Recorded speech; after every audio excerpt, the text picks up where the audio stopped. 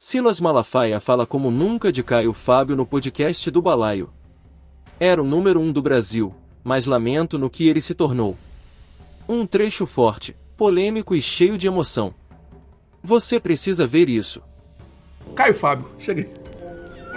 Pode entrar quem você botar aqui. Por falar em Caio Fábio. Rapaz, cala a boca, que ele vai falar, meu filho. Eu deixei a deixa.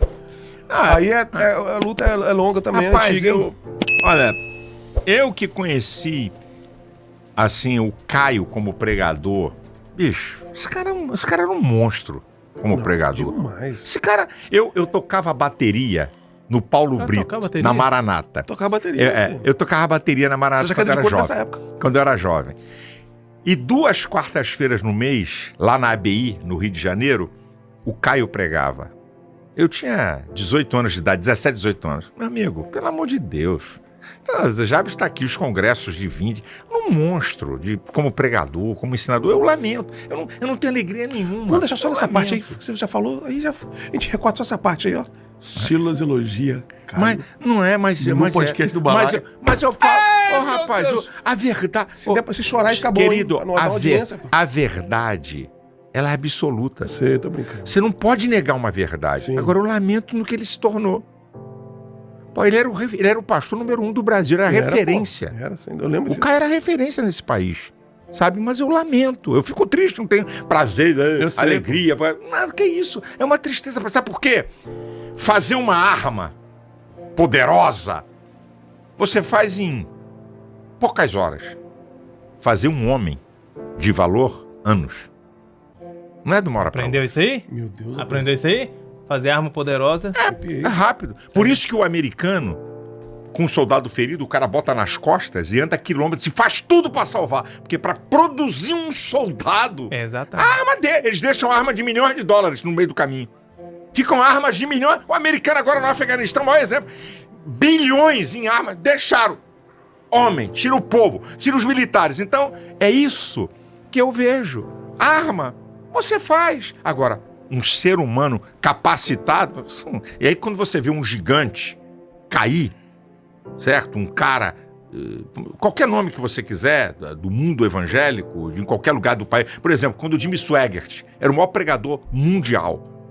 Esse cara, na época que eu tinha 21, 22 anos, Jimmy Swaggart tinha programa em 3.000 emissoras de televisão no mundo. Eu lembro. Ele movimentava 1 bilhão e 200 milhões de dólares por ano. Ele bancava 30 mil crianças no mundo, em África, América Central. Tu imagina um cara desse ministério monstruoso. O dia que esse cara caiu, pô, cara, foi um troço, sabe? Tsunami. Pô, um tsunami. Aí você vai dizer o quê? Quem vai fazer um cara desse? Apareceu outro na América, igual a Jimmy Swaggart, me dá um nome aí que eu tô querendo saber. Eu não conheço. Qual outro cara? Um cara que pregou no mundo inteiro. Você tá vendo sua responsabilidade, não pode cair não, hein? A pessoa é sua. Não, não é minha, é de qualquer pastor. Qualquer uma, o senhor tem mais, hein? Entendeu? Mas é um negócio duro e Só sério. tem mais aí, porque é o tamanho. Aqui, tem uma coisa que é clichê, mas eu queria fazer aqui, porque a opinião do senhor é forte. Vai aparecer a foto da pessoa aqui, eu vou falar a pessoa, o pastor Silas Malafaia vai comentar sobre ela. Não se comentar não, só fala se é show ou xoxo. Não, quero que ele fale. Quero que ele fale. A intenção aqui não é ficar caçando polêmica, Não é que eu vou sensacionalismo, pelo amor de não Deus. é sensacionalismo, não. Uma opinião dele é forte, eu gosto. Eu tô aqui aprendendo, Alex. Então, Diferente de você, Então que é igual massa de pão. Quanto mais bate, cresce aqui. Olha o tamanho que tá.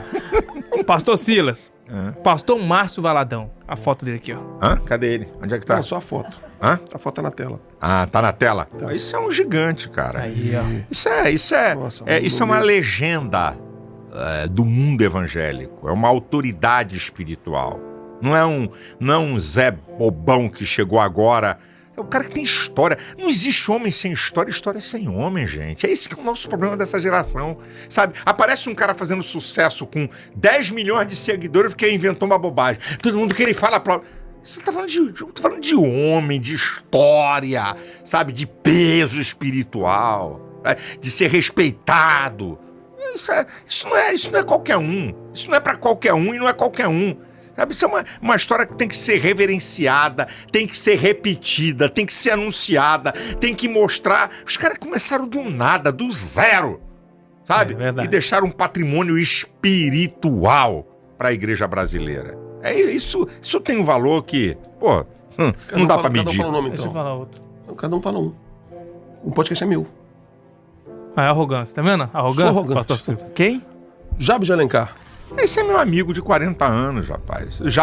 Jabes foi o pioneiro em conselho de pastores. Existe uma coisa no Brasil interessante. Os pastores só se reuniam quando vinha um americano, um estrangeiro. Aí reunia pentecostais, batistas, eu me lembro disso. Por exemplo, Billy Graham no Brasil. Aí reunia todo mundo. Aqui esqueci do outro que tinha um programa com a família, que foi famoso. Rex Ramba. Aí reunia.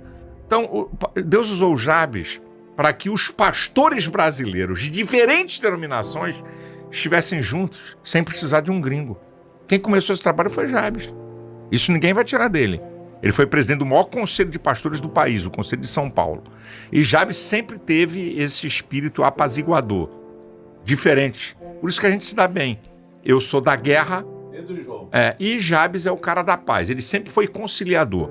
Ele nunca botou lenha em fogueira, não arrebenta mesmo, bota pra arrebentar. Sim. Bota que detona mesmo. Então, as pessoas têm o seu valor. Você não pode tirar isso da história de uma pessoa. Então, Jabes tem essa marca. Quem começou o trabalho de conselhos de pastores, que hoje está em tudo que é cidadezinha de biboca, tem um conselho de pastor. Isso é tão... E ele começou. Sabe o que você quer bacana? Porque é o seguinte, como o pastor, cada um na sua igreja e tal, não tem tempo, eu vou no café de pastores, você ri, você conversa, você chega mais perto de alguém que está distante, sabe? Vai escutar um colega falar. Não é que vai mandar, conselho de pastor é para mandar em igreja.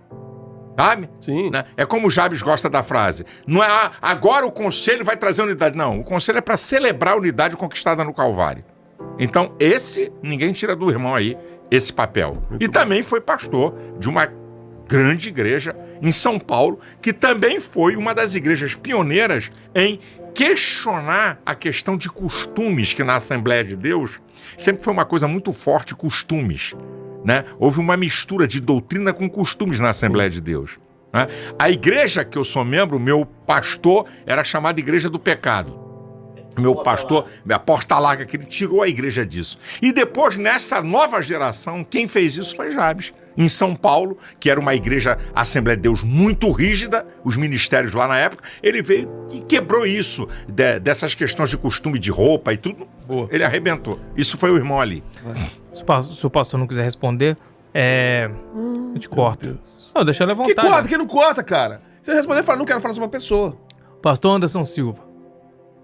Anderson, quem é o Anderson? Nem eu sei quem é. Lula. O que você achou das declarações de Silas Malafaia? Nesse episódio do podcast do Balaio, vimos um lado mais humano, direto e até emotivo de um dos pastores mais conhecidos do Brasil. Ao falar de Caio Fábio, Silas mistura admiração pelo passado com tristeza pelo presente. E isso nos leva a uma reflexão profunda. Como homens e mulheres que um dia foram referências espirituais podem acabar tão distantes daquilo que um dia pregaram. A fala dele sobre gigantes que caem e o valor de uma trajetória construída com anos de dedicação é algo que todos nós, cristãos ou não, precisamos pensar. Será que estamos construindo nossa história com consistência e integridade? Será que valorizamos os verdadeiros homens e mulheres de Deus, com história, com legado? Agora eu quero saber a sua opinião. Você concorda com Silas Malafaia? Acha que ele foi justo nas suas palavras ou passou do ponto? Deixe seu comentário aqui embaixo, porque a sua participação é muito importante para a gente continuar esse debate com respeito e profundidade.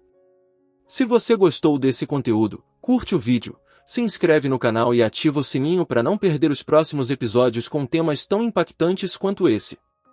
Compartilha com alguém que precisa ouvir essa palavra hoje. A gente se vê no próximo vídeo. Fica com Deus e até lá!